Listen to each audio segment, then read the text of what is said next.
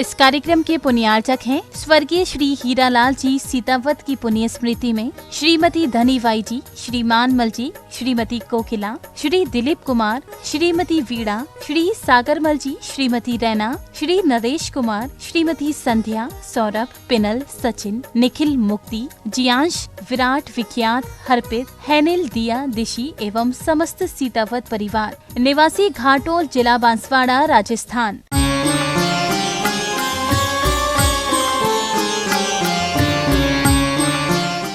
धर्म स्नेही भव्य आत्माओं, कल त्याग का दिन था। अब महाराज सब त्याग करा दिया, अब क्या बचा? अब फिर भी एक धर्म आगे बचा है। अभी त्याग करने के बाद भी अभी आकिंचन अपने जीवन में नहीं आया। ये और उससे ऊंची चीज है, वस्तु है। इसलिए आज का दिन आकिंचन दिन। आकिंचन धर्म कहते किसे हैं? सब कुछ त्याग करने के बाद भी अब क्या बचा? अभी शरीर है और ये शरीर मेरा है। भीतर बैठे हुए अभी कर्म हैं, वो भी कर्म मेरे हैं। ये भी परिग्रह है। और जो मुनिराज मेरा कुछ भी नहीं है, किंचित मात्र भी मेरा नहीं है, परमाणु मात्र भी, परमाणु दिखाई नहीं देता, इंद्रिय का विषय नहीं, लेकिन जो मुनिराज निरंतर ऐसी भावना के साथ अपनी चर्या को करते रहते हैं कि किंचित मात्र भी मेरा नहीं है, वह आकिंचन धर्म कहलाता है। और इस आकिंचन धर्म के साथ जो रहता है, आगे जाकर के वह 3 लोक का नाथ बन जाता है।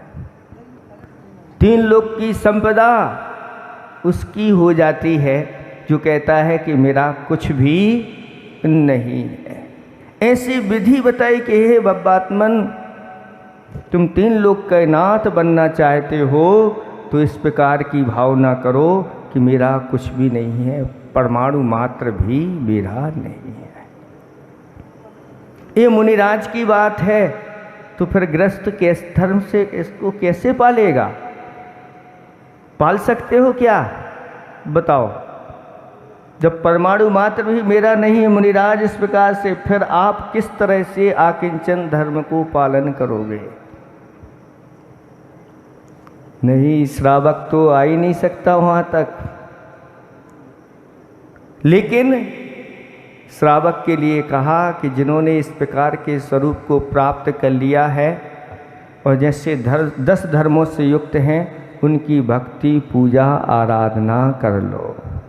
जिनके पास कुछ नहीं है, उनकी भक्ति पूजा आराधना कर लो। कुछ नहीं है मतलब जो दरिद्र है उनकी नहीं, जिन्होंने अभिप्राय पूर्वक सब कुछ त्याग कर दिया है और त्याग की साक्षात मूर्ति हैं, इनकी पूजा पाठ आदि कर लो, इनकी सेवा कर लो।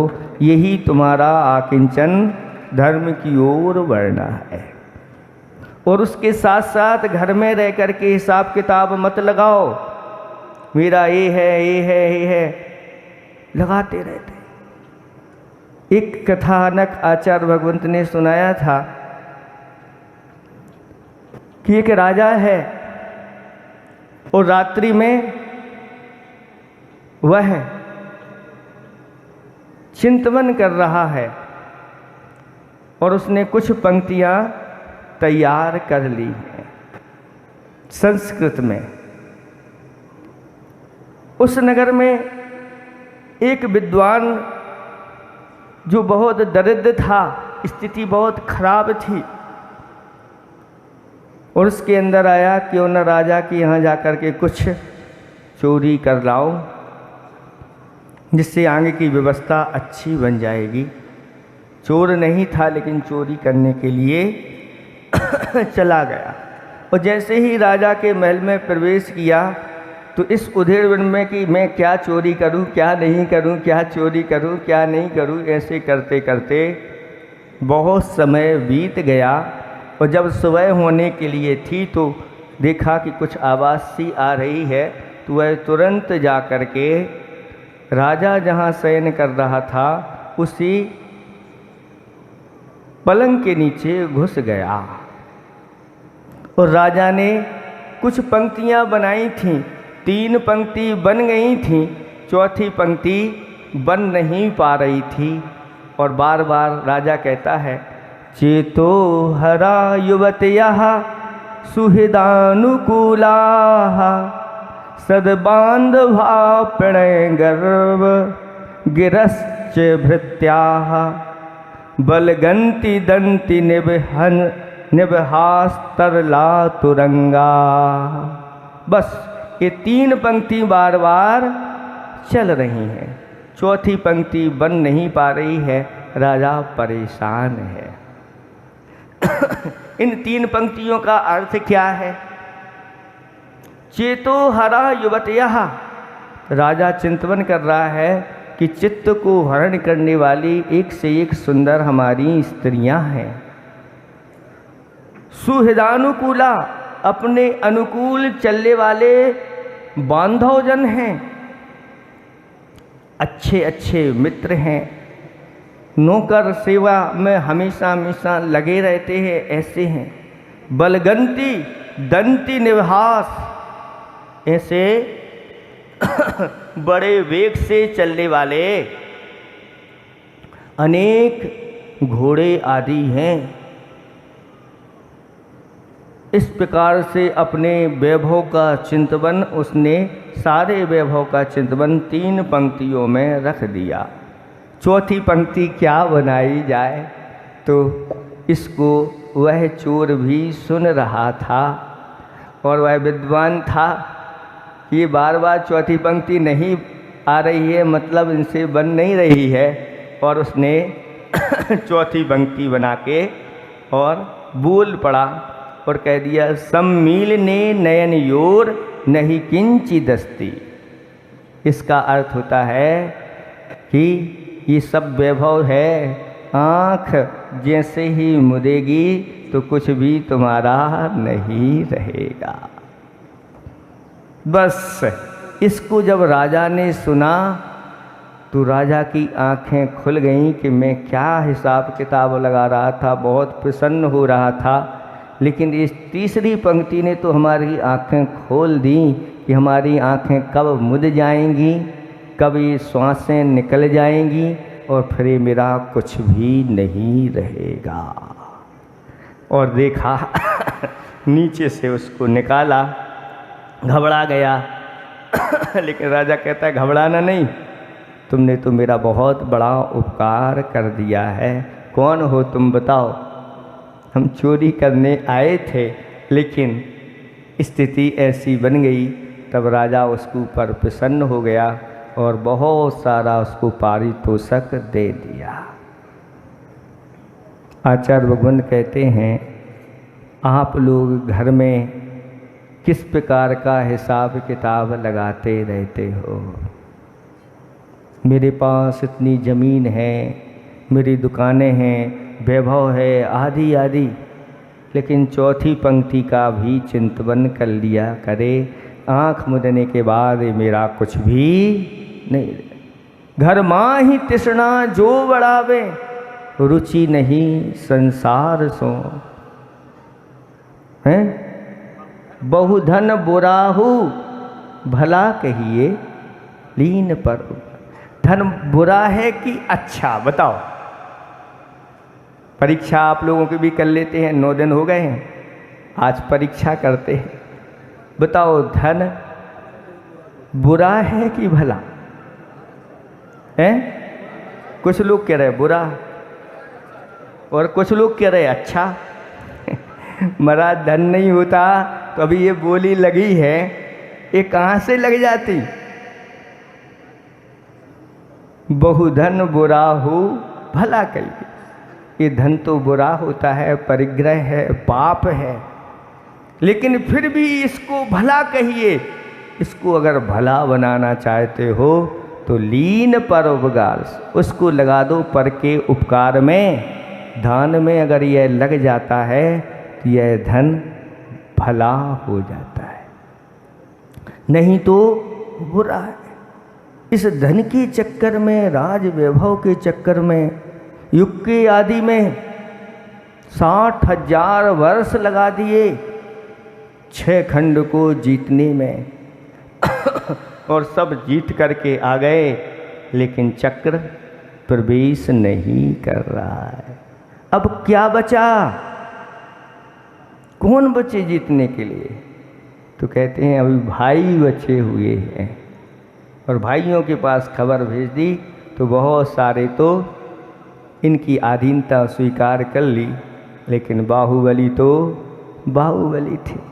वह कहते हैं मुझे भरत चक्रवर्ती ने थोड़ी दिया है ये वैभव, मुझे तो ये वैभव पिताजी ने दिया है। वो पिताजी का है, वो पिताजी का मैं किसी को क्यों दूँ? नहीं, मैं तो इसको स्वीकार करने वाला नहीं। अगर उनको चाहिए हो तो आ जाओ मैदान में, ले करके दिखाओ, क्योंकि आप जिसके पुत्र हैं उन्हीं का पुत्र मैं भी हूँ। और मैदान में सेनाएं दोनों तरफ डट करके खड़ी हो गई, लेकिन मंत्रियों ने बुद्धि लगा दी, ये दोनों चरम शरीरी हैं, इनका कुछ बिगड़ने वाला नहीं। पूरी की पूरी सेना का समापन हो जाएगा और निर्णय लिया गया कि भाई आप दोनों ही इसका निर्णय कर लो। और युद्ध प्रारंभ हो गए, और जो चक्रवर्ती 6 खंड का अधिपति अपने आप को मानने वाला महाबलवान पहले युद्ध में हार गया, दूसरे युद्ध में हार गया, और तीसरे युद्ध में भी हार गया। और हारा, पराजय हुई तो फिर कुछ भी दिखा नहीं, और ऐसा क्रोध बढ़ गया और चक्र चला दिया। किसके ऊपर? अपने भाई के ऊपर। कहते हैं क्रोध में फिर बुद्धि भी काम नहीं करती कि अपने कुल के ऊपर ये चक्र का प्रभाव नहीं पड़ता, फिर भी चला। और 3 परिक्रमा लगा करके प्रभु के वैभव को, राजा महाराजाओं से भी बढ़कर के प्रभु के वैभव को सजाता है, वह व्यक्ति फिर वैसे ही राजा महाराजा जैसे वैभव को प्राप्त होता है। और जैसे आपके अंतरंग की भावनाएं होगी वैसे ही आपकी स्थिति भी वैसे ही बनती चली जाती है। धीरे धीरे हमने अपनी भावनाओं को घटाया। पहले ऐसे ही रत्नों से, रत्न कलशों से, स्वर्ण कलशों से भगवान का अभिषेक होता था, लेकिन धीरे धीरे भावना घटी, चांदी पर आए, चांदी से घटते घटते फिर तांबे पर आए, फिर पीतल पर आए, फिर कांसे पर आ गए, फिर धीरे धीरे घटते घटते स्टील पर आ गए। बहुत सारे अभी स्टील के बर्तन आप लोग यूज कर रहे हैं। जिस प्रकार के बर्तन भगवान 3 लोक के नाथ की पूजन तो उत्तम पात्रों में होना चाहिए, उत्तम धातुओं में होना चाहिए। और जैसे आपने भावना की तो उसी के अनुसार भगवान ने कहा मेरी पूजा अभिषेक आदि आप स्टील में कर रहे हो, आपकी भी दशा यही होगी। पहले के लोग सोने चांदी के बर्तनों में, सोने में बर्तन में खाते थे, फिर चांदी में, फिर इस प्रकार से करते करते अब स्टील के बर्तनों में खाने लगे। क्यों? क्योंकि जिस प्रकार की हमारी भावना होगी। और धीरे धीरे भगवान के पास आप लोग क्या लेकर के? प्लास्टिक में द्रव्य लेकर के आने लगे, प्लास्टिक की डिब्बियों में। तो भगवान ने कहा ठीक है तथास्तु, तुम्हारी भी रसोई में डिब्बे डिब्बे हो जाए। और अगर महाराज रोकते नहीं तो फिर डिस्पोजल आता है, यूज इन थ्रो, बस लाओ चढ़ाओ। और ये भी स्थिति आप लोगों के जीवन में आ गई है। इसलिए फिर मुनिराजों के लिए उपदेश देना पड़ा, और उपदेश में फिर पुनः आपके भाव वृद्धिगत हुए, और फिर स्टील से पीतल, तांबा, चांदी और अब सोने से आप भगवान की आराधना, पूजा आदि करने लगे। एक बार भावना बनाओ, प्रत्येक घर में ऐसी भावना बनाओ, हे भगवान मेरे घर में कम से कम इतनी तो सामग्री हो कि भगवान की मैं अभिषेक आदि जो भी है, पूजा की सामग्री आदि है, मेरी सोने की हो। एक बार भावना तो करो। धीरे धीरे भावना करते हैं तो कहते हैं ऐसे भी दिन आ जाते हैं। बहुत सारे लोगों ने ऐसे नियम लिए, महाराज हम नियम लेते हैं, आज अभी तक तो हम इस प्रकार के बर्तनों में करते आए हैं और अब मैं भगवान की पूजा आराधना चांदी के बर्तनों में करूँगा। जब ऐसा नियम उन्होंने लिया और जब चांदी के बर्तनों में वो पूजा करने लगे तो उनके चौके में सारे के सारे बर्तन, बहुत बड़े बड़े बर्तन चांदी के हो गए। जब उन्होंने महाराज का पड़गान किया तो सारे चौक चांदी के बर्तनों से आहार उनके लिए। ऐसी महिमा है दान की, जैसे आप अपने आराध्य के प्रति भावना करोगे वैसे ही भाव आपको प्राप्त होते हैं, वैसे ही परिणाम होते हैं। इसलिए अपने आराध्य के प्रति कभी कोई कमी मत रखना। कल मोक्ष कल्याणक का दिन है तो कोई खाली हाथ अपने घर से नहीं आना। अनंत चतुर्दशी है, लड्डू अगर आपके पास हो तो ठीक, और लड्डू नहीं हो तो कम से कम एक गोला तो अपने हाथ में लेकर के आना, और ये मोक्ष फल ही है। और आज मैं ऐसे प्रभु को चढ़ा करके उस मोक्ष फल को प्राप्त करूं, इसी भावना के साथ। और हो सके अगर आपसे उपवास नहीं बनते हैं तो कोई बात नहीं, वर्ष में एक उपवास तो जरूर कर लेना, और वो है अनंत चतुर्दशी का उपवास। कहते हैं जो संकल्प पूर्वक अनंत चतुर्दशी का उपवास करता है, लगातार अगर 14 वर्ष तक उपवास कर ले तो उसके लिए अनंत चतुष्टय की प्राप्ति आगे जा कर के होगी। ऐसा पुण्य संचय कर ले। जिनसे ज़्यादा उपवास नहीं बनते कोई बात नहीं, एक कम से कम चतुर्दशी का कोई रह ना जाए चतुर्दशी के दिन। और अगर ज़्यादा ना भी बने उपवास किसी से तो फिर कल के दिन कम से कम एक आसन तो करना, और अगर शक्ति है तो उपवास करना, और अगर और बीच की शक्ति है तो जल आदि लेकर के भी कर सकते हैं। लेकिन इसको करना बड़े आनंद के साथ। कल बहुत जल्दी कार्यक्रम प्रारंभ हो जाएगा। आप सोचें कि आपका इंतज़ार करेंगे तो इंतज़ार नहीं होगा। अब इसलिए इंतज़ार नहीं होगा क्योंकि बोली तो हो गई। इंतज़ार जब किया जाता है कि अब बोली होना है, लोग आएंगे, कि वहाँ पर चालू हो जाएगा। इसलिए कल सुबह से मंदिर के अंदर वह दृश्य बनेगा, यहाँ चारों ओर से आप लोग अनुमोदना करेंगे। कोई कल के दिन प्रयास प्रतिदिन तो आप करते हो, भगवान का फ्री में खूब करते हो, मना नहीं है। कल के दिन कोई भी फ्री नहीं करेगा। कुछ ना कुछ एक राशि एक कलश की रख देना और अपनी राशि दे करके, और अगर उतनी राशि भी किसी की देने की भावना शक्ति नहीं हो तो भी एक कोई ना कोई अपनी राशि बना करके और वहाँ उसमें डाल देना।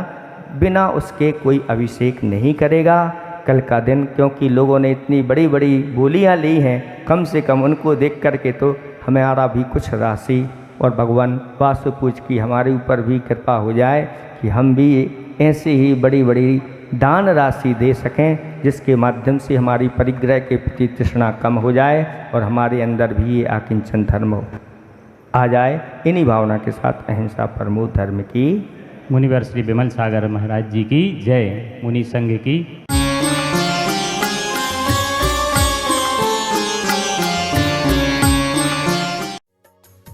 इस कार्यक्रम के पुण्यार्चक थे स्वर्गीय श्री हीरालाल जी सीतावत की पुण्य स्मृति में श्रीमती धनीबाई जी, श्री मानमल जी, श्रीमती कोकिला, श्री दिलीप कुमार, श्रीमती वीणा, श्री सागरमल जी, श्रीमती रैना, श्री नरेश कुमार, श्रीमती संध्या, सौरभ, पिनल, सचिन, निखिल, मुक्ति, जियांश, विराट, विख्यात, हरपित, हैनिल, दिया, दिशी एवं समस्त सीतावत परिवार निवासी घाटोल, जिला बांसवाड़ा, राजस्थान